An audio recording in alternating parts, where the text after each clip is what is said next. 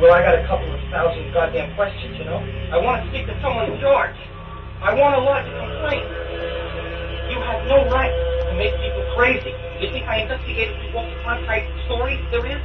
Huh? If this is just nerd gas, how come I know everything in such detail? I never been here before.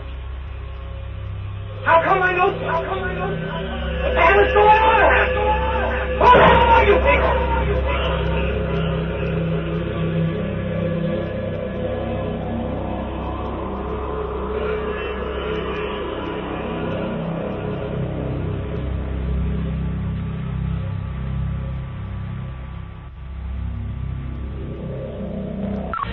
You've just entered Untamed Dimension.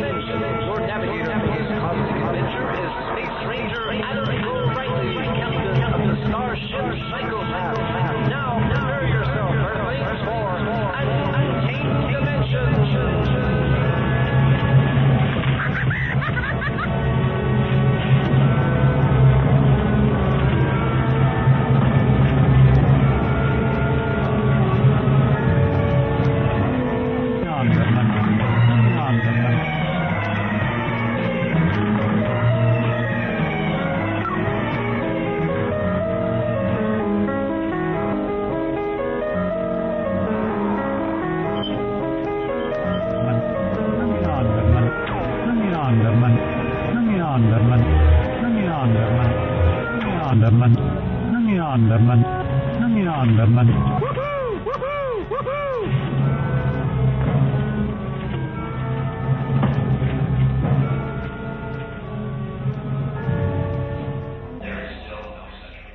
Well, good morning, good afternoon, good evening to all of you listening out there, wherever you may be listening, in the great American heartland, to the pyramidal structures on Mars.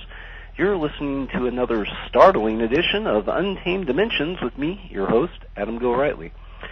We welcome back tonight our good friend Viz to the Untamed Dimension airwaves, host of Vyzygoths from the Grassy Knoll, one of the very best web radio shows out there focusing on the wild and woolly world of conspiracy theories from a lot of different angles, one of which we'll be speaking about tonight. Viz, are you there? Yeah, I mean, all there? No, but I'm here. You're okay. Partly here, but we'll take that. All right. So before we dive into the subject matter tonight, dive into the deep end of the pool, I guess you made some changes to your radio show. Is that correct, as far as the broadcasting schedule? And for a number of reasons, and not throwing up the white flag whatsoever. Because I actually work for a living, as you do, and trying to keep up a daily show was a little difficult, and it also kind of hooked me in to not being able to do anything otherwise until about 1 p.m.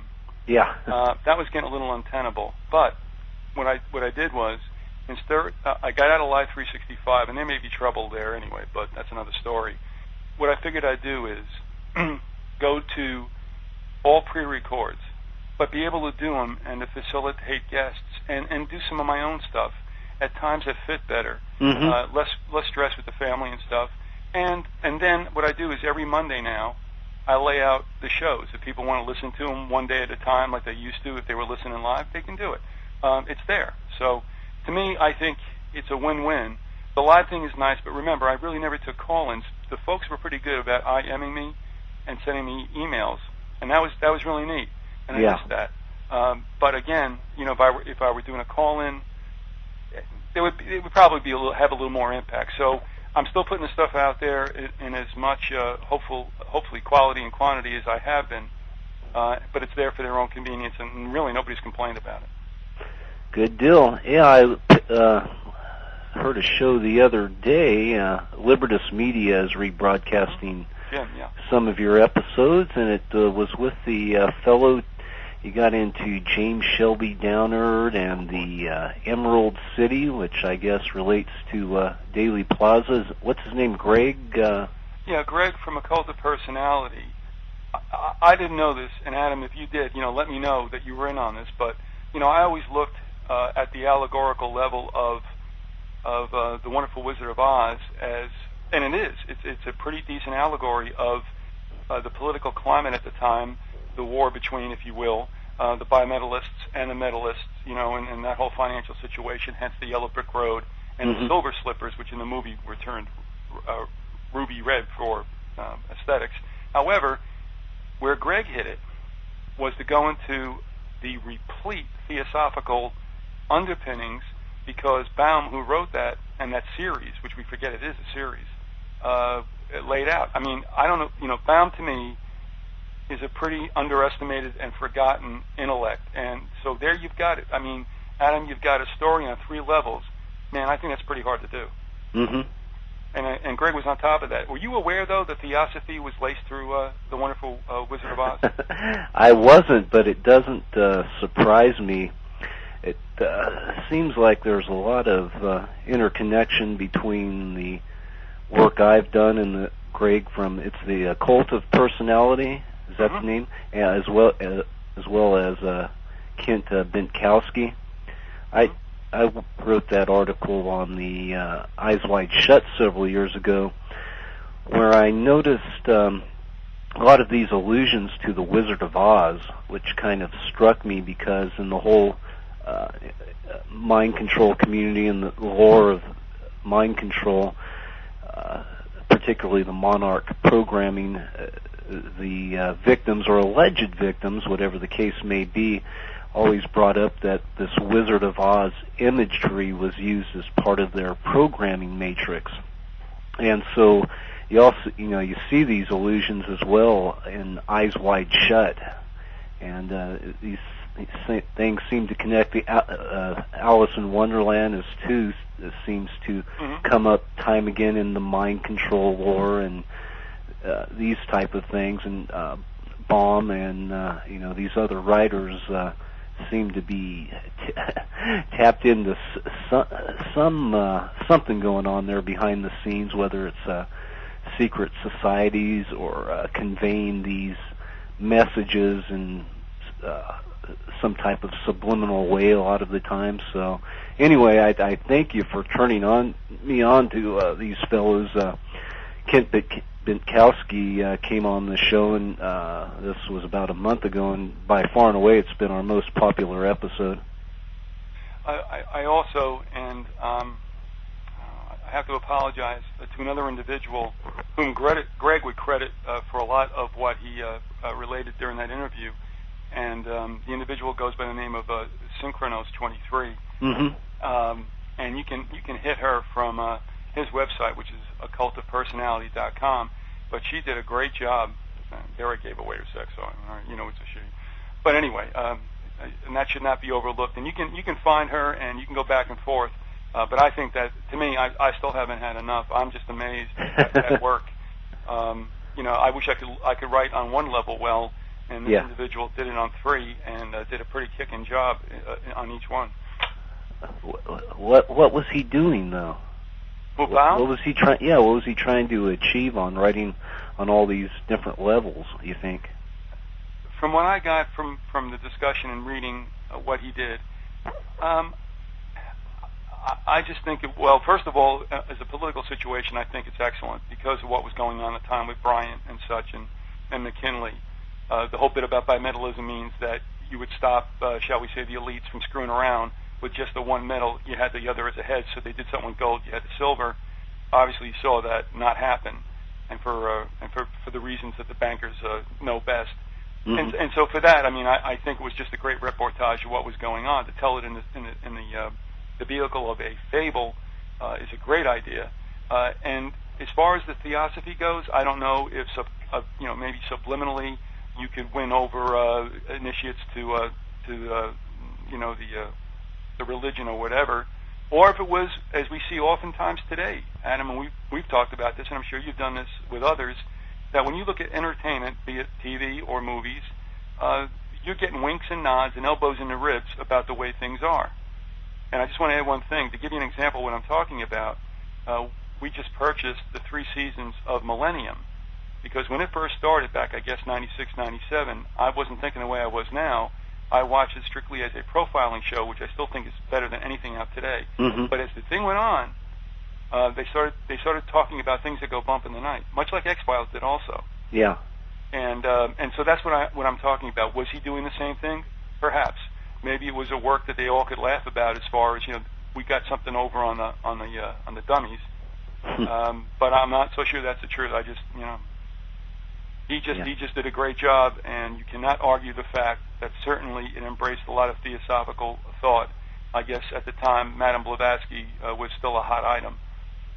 Of course, we're looking at, the second half of the 19th century, so I'm sure a lot of this was very new and interesting to people, just like you see today, I guess, with the resurgence in the Kabbalah.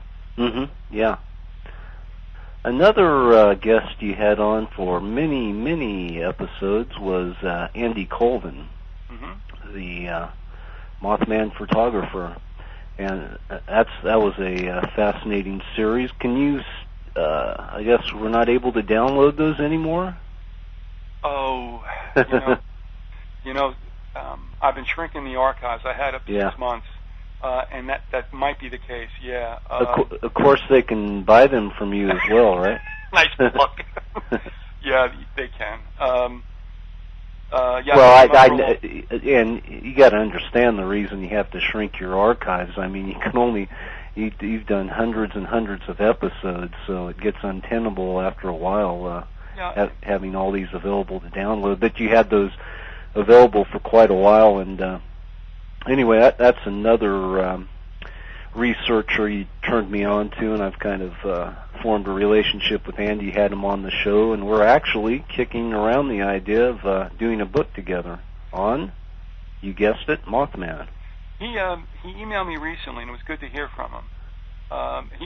It's hectic for him too. I mean, he has to work and do other things, and that also gives him a certain freedom as well from being bought out by whatever concerns. He emailed me recently, and I was really happy to hear from him, and he did allude to that. And again, here's the thing. I mean, the things we went through, I mean, they just have so many tributaries. You know, it's labyrinthine, and I wish, and I know he does too, that you could travel down every one of them. And and this kind of pertains a little bit to what we're doing as far as what goes on in the funky Northeast. Yeah. But it was just never ending. And I mean, we actually dedicated a couple of shows, as you may well know. He just had to get the notes out to just throw it out there. Yeah. And people could do what they wish. He's not a crackpot whatsoever. No, in deference to you. Yeah. But it is kind of fascinating, wouldn't you not say? He reminds me of a shaman in a certain sense. You know what I mean? He kind of he's tuned into a lot of thing, and he just is aware of all these connections and documents them, and some times they form a complete picture, other times they don't necessarily, but he's out there trying to put a lot of things together. Yeah, and I tell you, it's unsettling to a certain extent. But the more I look into this, the older I get, the more I realize that everything that we poo-pooed as science fiction or magic or stories about, like I said, fictional tales about Merlin, you know what? It probably was all true. One of the things I'm looking at in this last email, he gives an exchange of a transcription of one of our shows, and we were talking about Sarah Jane Moore, I guess, and then I said to him, can you imagine living in a neighborhood with Charlie, meaning Manson? I said, well, what a hoot that would be. Yeah. And that's an idea of what he was involved with. I mean, that neighborhood had some really interesting characters go through it. And, West Virginia, for a lot of reasons, too, is interesting for other things, like where Mount Weather is and where the shadow government really does go to hide if the hard rain falls. Yeah, exactly. Now, once again, before we get into the show, I just pulled up your website here, and folks can get there by going to www.vyzygoth.com, and that's the way to listen to the show. You go in there and click on audio, I guess, and you'll pull up the latest program. You also have some photos there of certain murals from the New World Airport. Yeah, two things have happened. These are bizarre.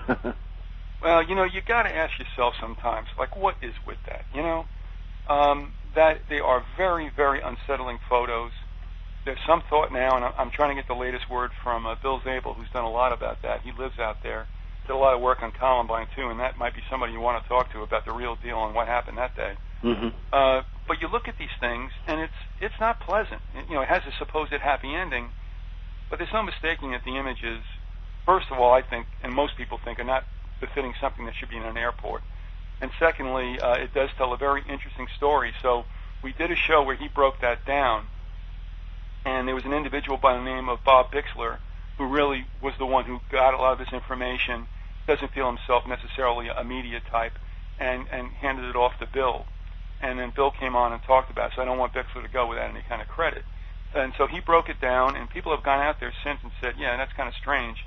Not really recent. But another thing I'll tell you is that my friend Pilot Pete, who knows me from childhood, which obviously can cause severe brain damage for others, but he doesn't want to know about conspiracies. But I said to him, take a look out there. I'm like, you tell me what's up with that. And he came back and said, that's pretty strange. And not to mention the gargoyles and all that other stuff that's there. So yeah, there's a photo. I guess you could call a section for that. And, not forget either, if you've ever gone there, Adam, and that is what John Valentini from Australia did with collecting 9/11 visuals in movies prior to 9/11. You can write some off as coincidence, but I'll tell you what, there are some very, very convicting examples of why they would use those numbers. And I'm not saying the actors knew. You only need one person or so. The rest don't know what's going on. Mm-hmm. So there's the Fiasco Photos has the section with the 9/11s, to include some ads that are very strange as well prior to the event. That's up on the website as well. Now, getting back to this New World Airport, this is the one in Denver, right? Yeah, and that is its official name. They all call it Denver Airport, but it is New World Airport. It was consecrated by the local chapter of Freemasons. Now, they have a capstone there. And there's a lot of Freemason imagery, besides these strange murals. Is that correct? I can't say other than the dedication that there is, there is occult trappings to it. There's no doubt about it. Yeah. Now, we all talk about Freemasonry as being such, and you're always going to piss off people who are thinking about the guys down the block who really don't know what's going on. And almost I guess recently I've been sensitive to it, and I was even speaking with Greg when he was on last, and I'm going, I'm more inclined to let's get beyond the 33rd degree Scottish Rite Freemason head. You know about Albert Pike, you know about Manly Hall. When you get there, it's weird. But it goes back to Mystery Babylon religion. This has been with us for millennia. Mm-hmm. So, yeah, I wouldn't say that it's necessarily,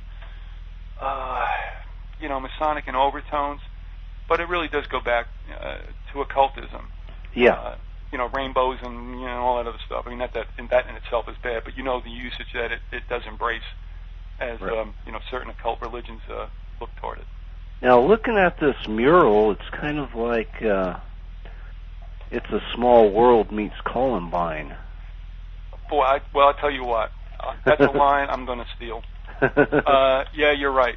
Because it does have that, it's a small world after all. It's all hold hands and stuff. But, you're right. Then it gets into this stuff with... There's this bizarre stormtrooper guy with a gas mask and a sword and a little child with praying under his boot almost. And it's multicultural, bringing in a new world order. It's just really very strange. I just pulled this up a couple minutes before I started the show to see what was new, and this is amazing. I don't know what else to say. You could break it down for a long, long time, and find more and more and more. The gentleman who did this, he paints in that style, which is kind of what you would say is Southwestern, if you know what I mean. Yeah. Sure. But all that's involved is certainly New World Order-ish. Mm-hmm. And, of course, the canard is, if you're asking me, is the fact that, okay, this bit about one world this and one world that, it sounds good. We understand it's meant to. But to me, it's a trap, and Orwell had it right. It'll eventually, it'll be totalitarianism, but it will be, obviously, advanced as the League of Nations was after World War I, after the UN was after World War II. We're going to have another, I think, nasty conflagration, and then you're going to see this thing about, well, why don't we just become one big happy family? Sounds good, understandable, but once you're inside it, the trap will be sprung, and we'll find ourselves, as Orwell said, with a boo-heel ground in our face forever. Yeah. This ties into a speaker I saw at the Conspiracy Con. I was there last weekend in San Jose. Have you ever heard of the Conspiracy Con? It's the 7th annual one, and one of the speakers was this Ashley Moat. He's from the Parliament in England, and he's against the whole. He's a spokesman against the whole EU coming about.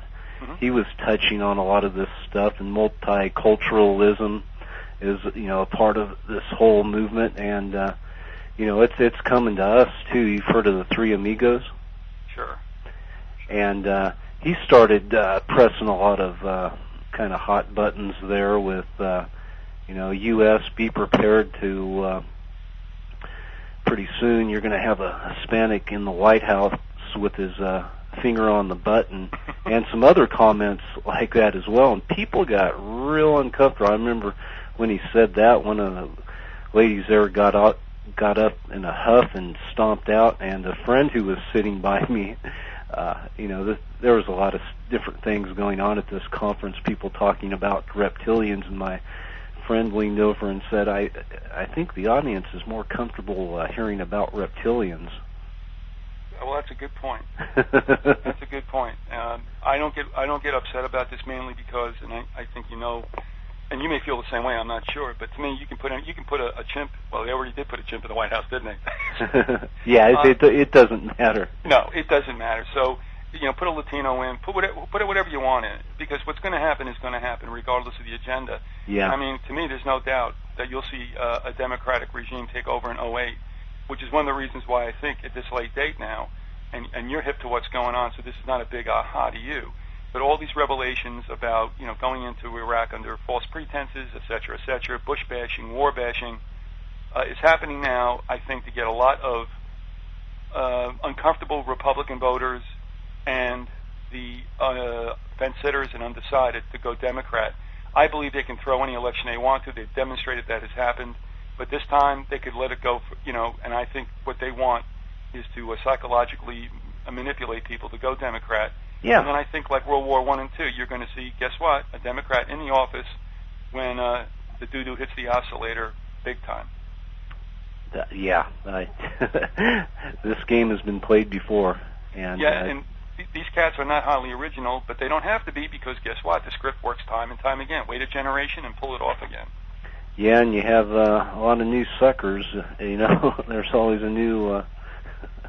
Well, I'm a little upset with my generation only because we knew in the end that Vietnam was about things that, other than what we were told.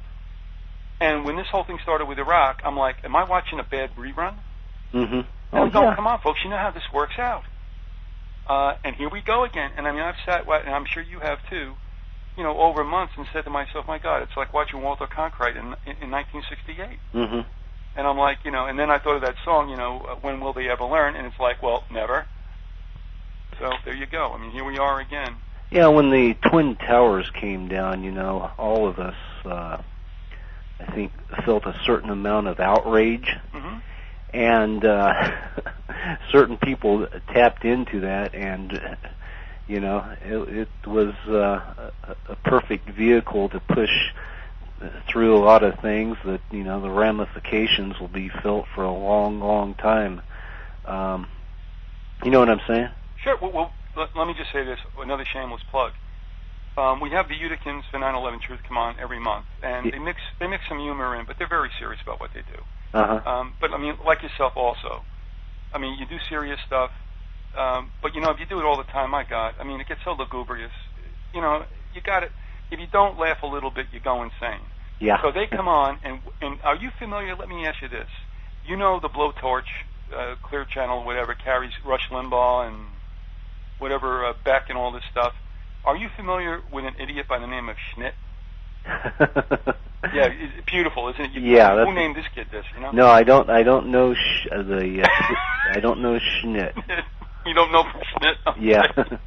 Well, I'll tell you what. He's out of Tampa, as Beck is. He's not as widely known. But I can't, every so often when I go out and run for an errand or something like that, I'll put on Clear Channel just to see what the enemy is doing. And this guy came on with the most ridiculous, support of the government story and attack on Rosie, because lately Rosie's been coming out saying all this stuff. Mm-hmm. And I'm listening and going, you're an idiot. And not only are you an idiot, but the vagary of speech that you're using, no one would ever be allowed on our side of the street of using. So what's going to happen is I post a whole week's worth of shows every Monday. Coming up this Monday, June 4th, that would be. We're going to take the offending audio that I heard and break it into blocks and deconstruct it, because this guy, he's not even good at what he does. Limbaugh, we can believe. He says he's a carny barker. He is. But this guy should not be let out of the doghouse. He's dangerous. So we're going to do that. If anybody's interested, you might get both a hoot and an eye opener over what we do with the famous remarks by Schnitt. I will check that out. It's kind of sad that Rosie O'Donnell's one of the leading spokesman. I guess it's nice somebody's speaking out, but well, you see, this is all seen as Republican bashing and Democratic supporters. Yeah, it's ridiculous. Yeah, and what we do is we separate ourselves, going, we're not Republicans, we're not Democrats, we're not getting on Bush, we're just telling you your government kills people. It's done it throughout history. Get over it. It's not good, but let's get past the parties to the real problem. And unfortunately, it doesn't happen. I'm afraid that Rosie and a lot of the Hollywood types like Charlie Sheen, Mr. Streisand, and all them. Mm-hmm. I think they really believe something went down that day, but would they be doing it if it were a Democrat in the Oval Office? I would hope so, but I kind of doubt it. Yeah. Hey, at this point, my goodness, we've almost gone about a half an hour and haven't got to the topic of tonight. Well, I was going to rudely ask you, how long are we going tonight? An hour. Okay, we better get going. And we can go. Actually, we can go a bit longer as well. I can. The shows normally go for an hour, but I have the flexibility to go an hour and a half, so don't feel rushed. All right. Well, I'll do. But at this point, I need to take a short musical break, and if you need to go, the body? Shake the dew from the lily or get a refreshment of some sort. Well, that's why I keep the bucket next to me. But I'll be here when you get back. Okay. Okay. Be back shortly.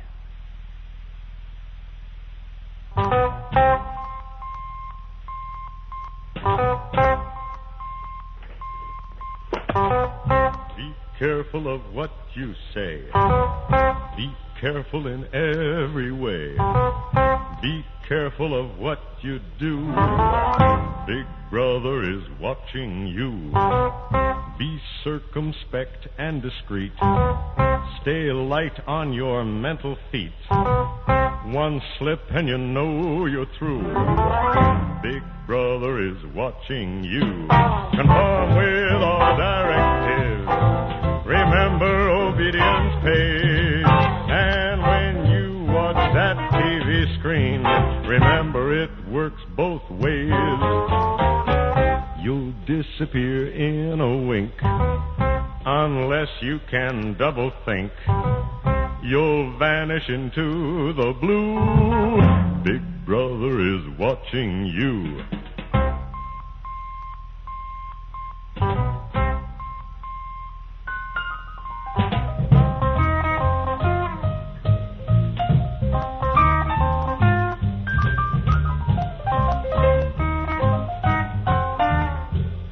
Big Brother is watching you.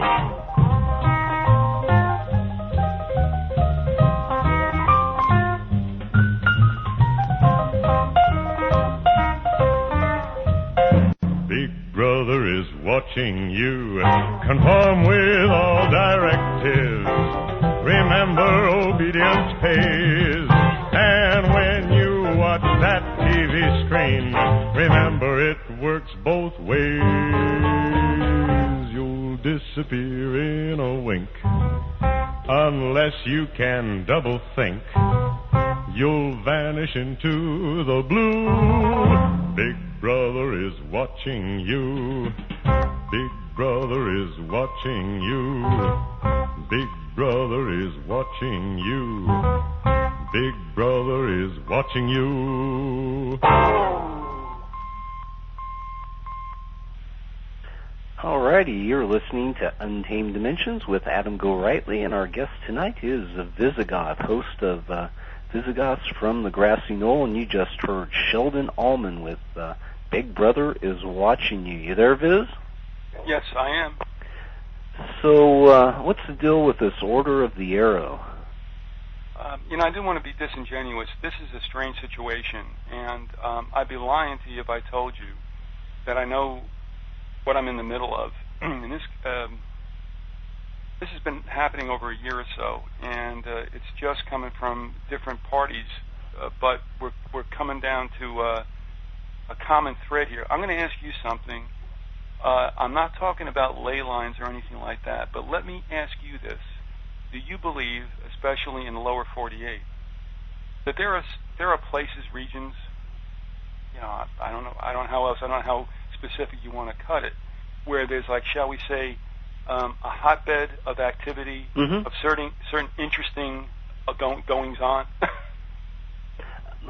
Well, I can answer this in a couple different ways. Not addressing the subject of ritual occult activities, but throughout the world, there's different spots that throughout the ages people have considered magic or holy, or there's a certain energy there. There's those type of spots. Is that what you're referring to? Yeah, I just wanted your take on it. Excuse me while I die. Now, it makes sense that if you're going to get involved in ritual occult activities, that you would seek out these certain energy spots, and whether you want to label them areas where ley lines intersect or that, it get into a lot of semantics, but, throughout millennium, people have known about these spots.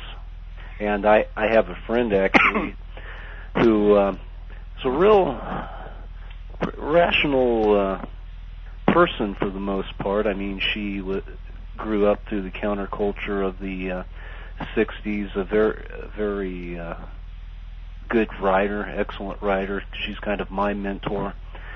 And she is also a power place dowser, and she goes around to these different sites and can pick up the energy. And one of the things you'll see at these sites are stones.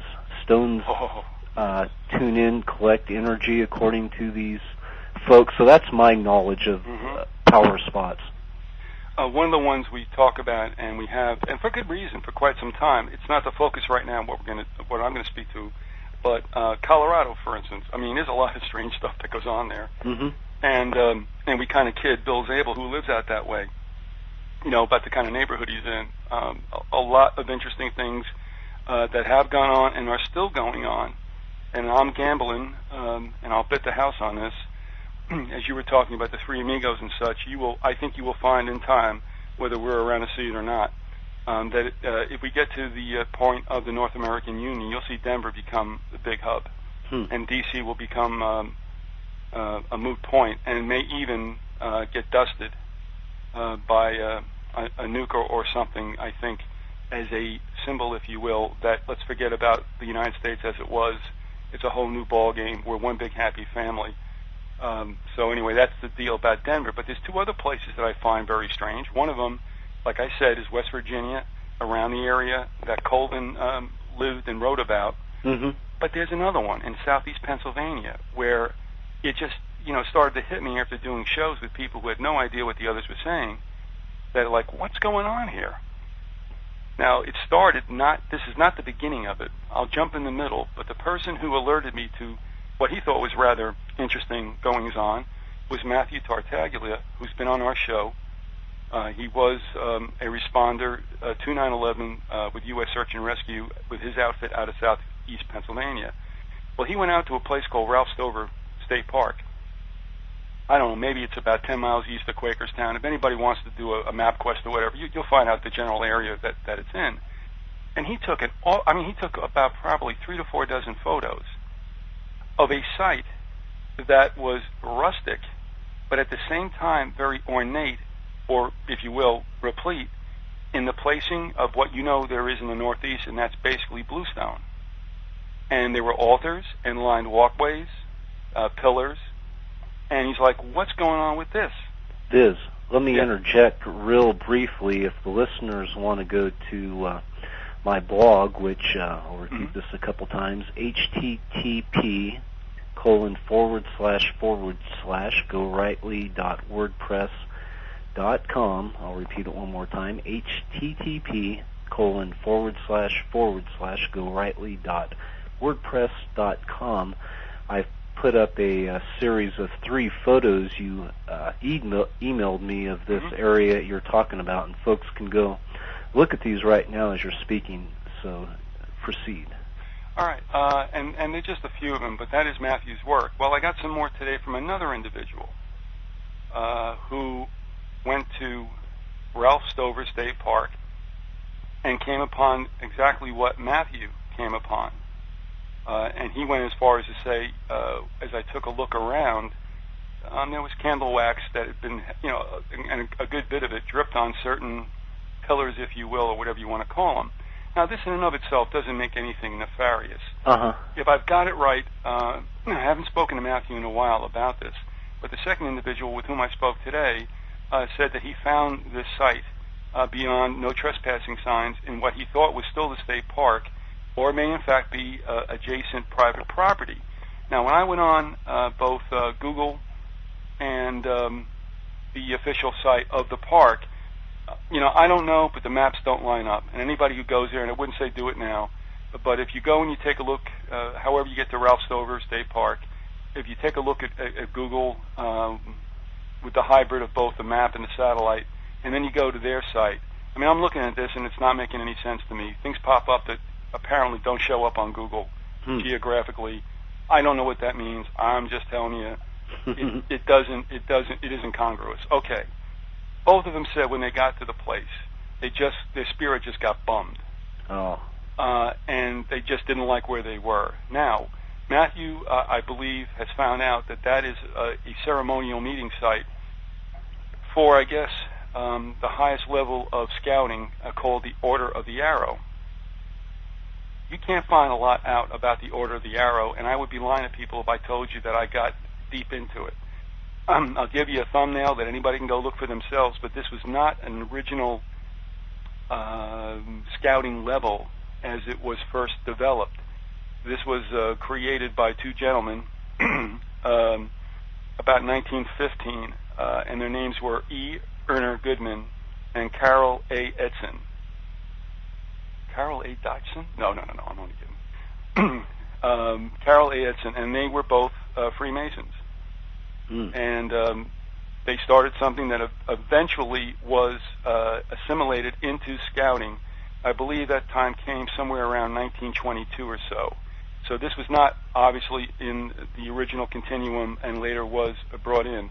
One of the things they talk about, and that is Freemasonry and its traditions and rituals probably contributed more to the basic structure of the rituals than any other organization.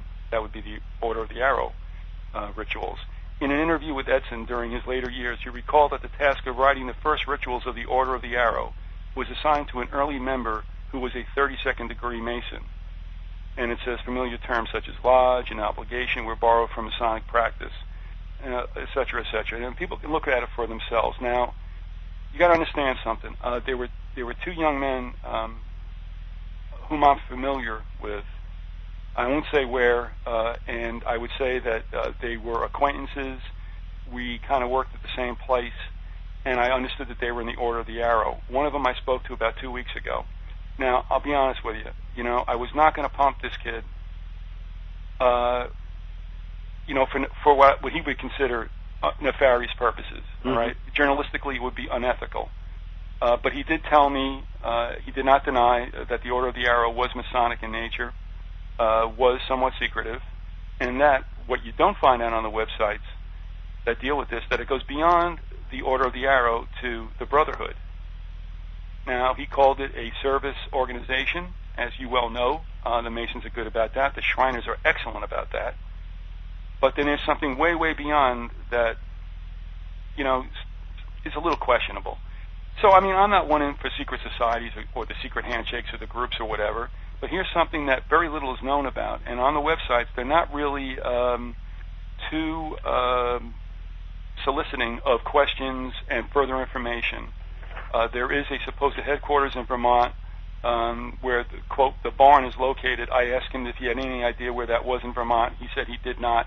I can't find the town it's in, and that's all I can tell you. But I'm sorry, where the what is located in they Vermont? call it the barn. The barn? Yeah, and I mean, this is supposedly, like, I guess, you know, ground zero for the Order of the Arrow. Okay. But it does not tell you what town it's in. I asked him if he was aware of it. He said he was not. I'm not affixing anything occult to this individual. And he was, like I said, he was very open about the fact that, yes, it was based on Masonic tenets. And of course, you know, there's a lot of things that are, too. One of them, by the way, is the Grange, which we only think about a bunch of hayseeds getting together. But, I mean, obviously, they also have their degrees after a certain point. And you wonder, you know, okay, so, like, what's the purpose? Is it innocuous? Okay, fine. I don't know. I tend not to think so, but I can't prove otherwise. So that's how I found out about the Order of the Arrow. Matthew brought it to my attention, took a bunch of photos, and I even can give you a zip if you're interested later on as to what he saw. Mm-hmm. Again today, another person resonated with what Matthew said, and sent some more also. This goes to a larger situation. I don't necessarily know how to connect it all, but believe it or not, it winds up with the Tres Amigos. Oh, really? Oh yeah, this is good stuff. Another thing I want to let you know is, now we're going to go to the beginning. Mm-hmm. We had a guest on by the name of Kathleen Sullivan. Now, you've had Maury on, right? I just had her on. That's right, the 29th. Day before yesterday. Right. Maury and Kathleen had, I would say, somewhat similar experiences, tragically, as children. Kathleen's written a book called Unshackled, The Survivor's Story of Mind Control. And she was raised in Reading, Pennsylvania, in southeast Pennsylvania. She was born to a group, to a Nazi couple. I mean, Nazis like from Germany, who hid amongst the Pennsylvania Dutch. And she was raised up to do things about which she will still not speak. And if she's afraid of being, shall we say, indicted for whatever she's talking about, we're way past 7 years, and there's only one thing I can think of that doesn't have a statute, and we'll leave it at that. Mm-hmm. So Kathleen wrote this book Unshackled. She's come out of it. She's been healed. Really powerful lady, but let me read you what she said here. Although the animosity was strong between our countries during this time, Germany and America, that is, it paled in comparison to the hatred most Americans felt toward Germans during World War I and World War II. Because Dad's mother was a German American, she and others in their community protected themselves by hiding their heritage. They did this by claiming that they were Pennsylvania Dutch. And I'll leave it there. Now, what happened was when she was in interview, we were going back and forth. I had read the book. Harry sat across the way in the studio, and I could see him thinking. And he asked Kathleen a question. He said, Kathleen, are you trying to tell us that there's a whole lot more Deutsch than we think in Pennsylvania Dutch? And she said, you're absolutely right. But, you know, it makes sense in a way that there is a heavy Germanic influence in that area.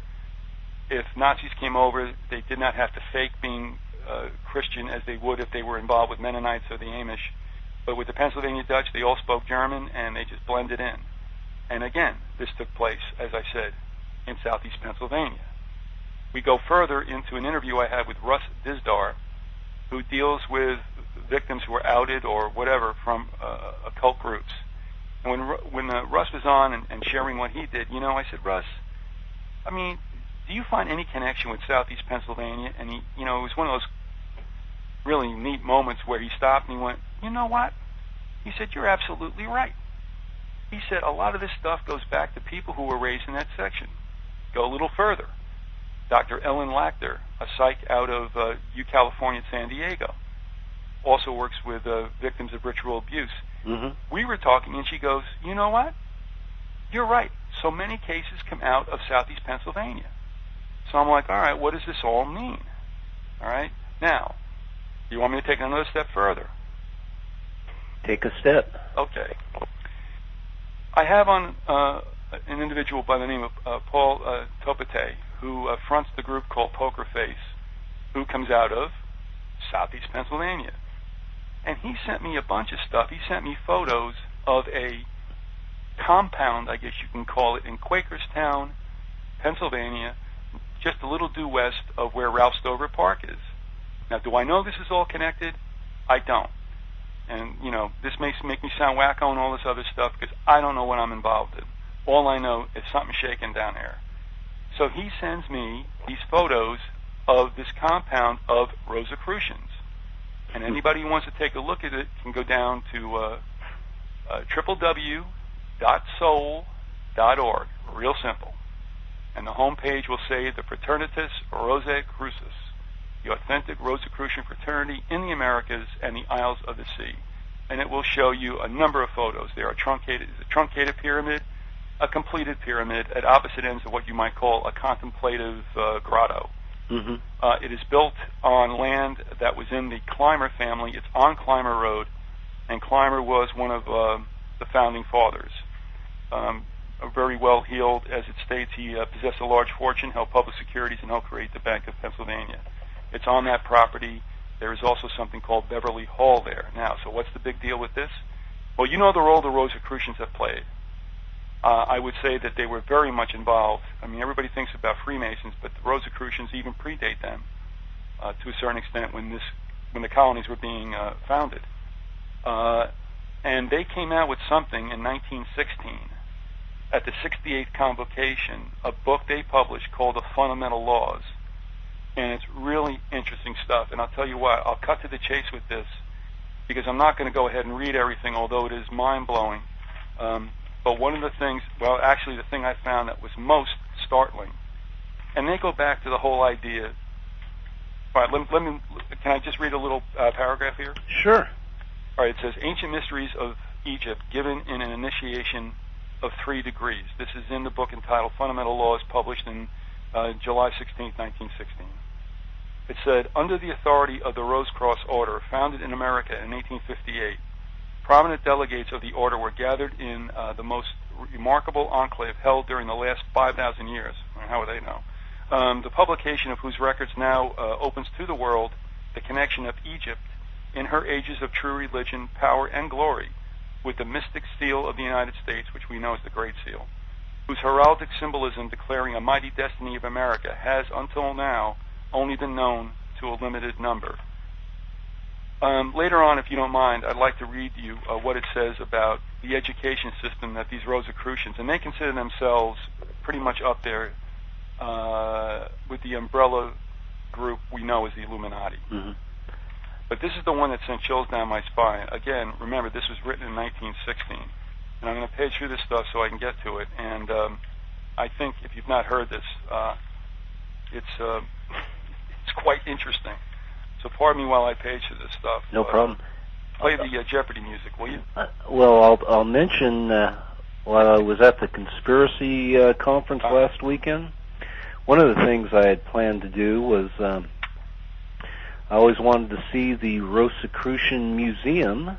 Oh, in California? Yeah, it's in San Jose, the same place the conspiracy conference was going on. So my friend there, who I was meeting at the conference, Douglas Haas, who is also, he's my source for the Tuesday Weld Revelations. I've been talking to him, you know, for the last couple months. Yeah, when we get together there, I'd like to take, you know, have you run me over to the Rosicrucian Museum and check it out. And as it turned out, that's exactly what we did. There was a banquet dinner at the conspiracy conference, and I met up with my friends Ken Thomas. He edits Steam Shovel Press, and he was with a correspondent for Hustler, of all things, another friend, Skylar, and they got to talking about, they were planning to go to the Rosicrucian Museum the same time Doug and I were, so it was a synchronicity there, and we ended up checking it out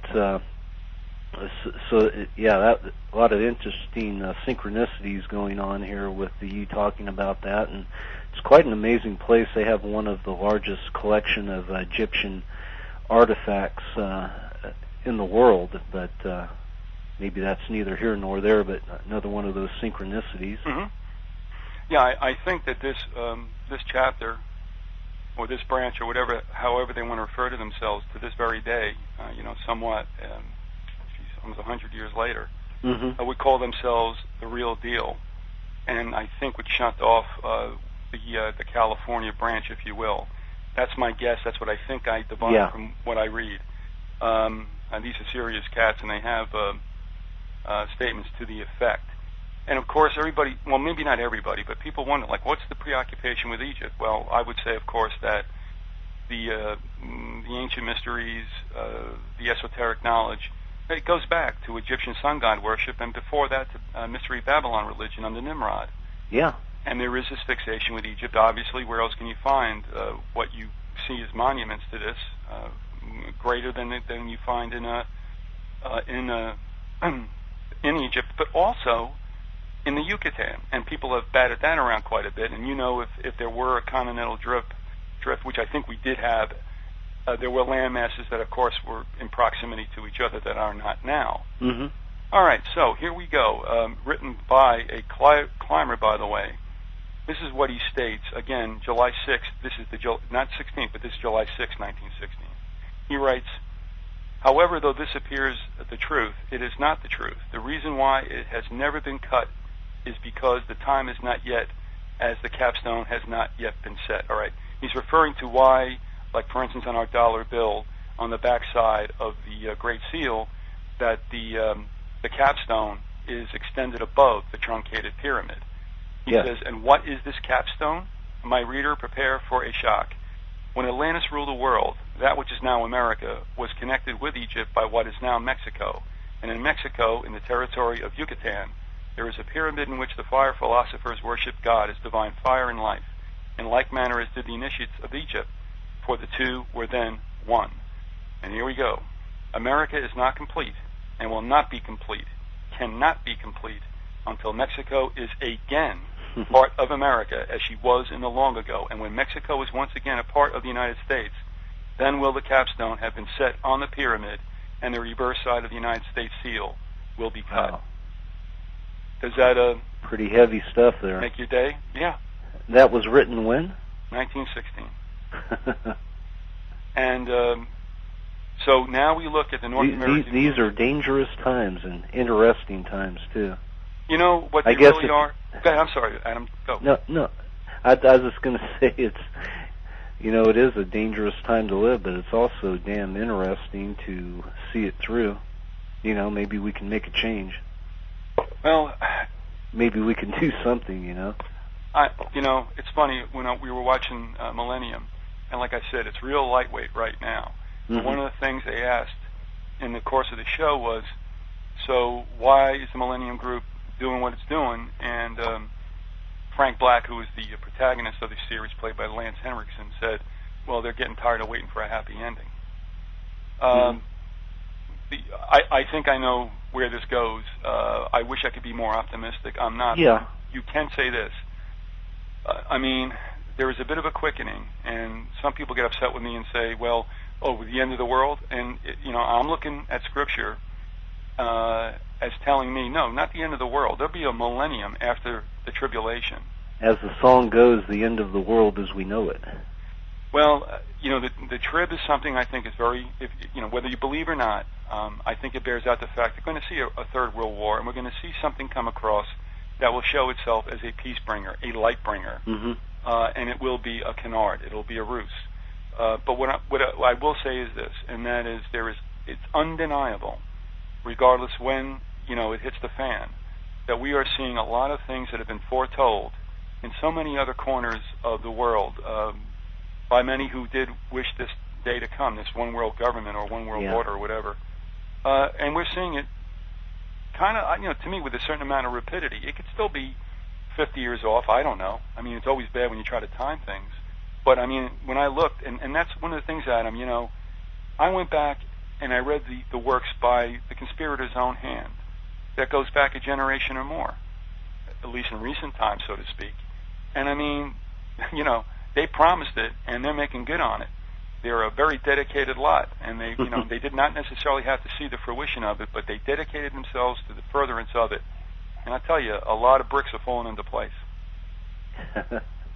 There's an allegorical reference. The bricks are falling into place. Did you intend that? No, it just comes natural to me, and that's a frightening thought. Yeah, and the other thing I wanted to say too. So what we get with the Order of the Arrow, and this all leads into what I consider a hotbed of activity in southeast Pennsylvania. I don't know why, but it did come to me as being very interesting. If you could think about across the years, you know, somebody chiming in with this and somebody chiming in with that, and then all of a sudden you're wondering, like, what's going on, you know? And so, like I said, we start in Ralph Stover State Park in Pennsylvania. We end up in the North American Union. I think there's a continuum. And to try to get somebody to come in with me, I did talk to Ellen Lachter, and let me just say it didn't go well. Ellen understands, you know, a great deal, but she feels, you know, that this is not connected. And what she works with are a nasty, the victims of nasty groups of people, but I do not believe, you know, that they in any way, shape, or form reflect the true Illuminati, as we know it, born on May 1st, 1776. I don't think that there's a connection there, and I'm asking her, we just take a look at the big picture. What you're dealing with are basically, and I hate to say this because people are being killed and hurt by this, but they're probably street punks compared to what's really going on. Yeah. In a word, yes. And so, you know, like I said, she wasn't going to come on, and then that's okay. And we ended it on a good note because I wrote her a replete email, which I usually do not do, and I just said, look, I've written this. Don't believe if you don't want to. Just stick this in a corner somewhere. And if it ever crosses your mind that what I told you was in fact not what I wanted to be the truth, but what I have seen as the shape of things to come, all right, just understand what you're involved with, and you do what you wish at that time. But optimism isn't going to get a lot done. On that uplifting note, hey, I wanted to ask you, and this is, you know, thanks for sharing all that information on the Order of the Arrow and, you know, how this ties into our three amigos and the end of the world as we know it, and going in a totally different direction now. I've made a habit of ending my shows by saying, until that time, Maxwell, until that time. And you had thrown out that phrase at me when one of our early interviews, he asked me, do you know where this phrase comes from? And without missing a beat, I told you Soldier in the Rain with Steve McQueen, Jackie Gleason, Tuesday Weld. And yeah, I guess you had a little story about that phrase. With what? With relating to a friend of yours? Oh, you know, the thing is, yeah, I had a good friend in Jersey in the times when I was living there, and we used to do a lot of philosophizing in the days when you could get down to the Hudson River on the Jersey side. It's been very, very much gentrified and Tony'd and all this. But in the late 70s, the docks were in ruin. But, you know, there's a certain charm to that, if you know what I'm saying. I'm going to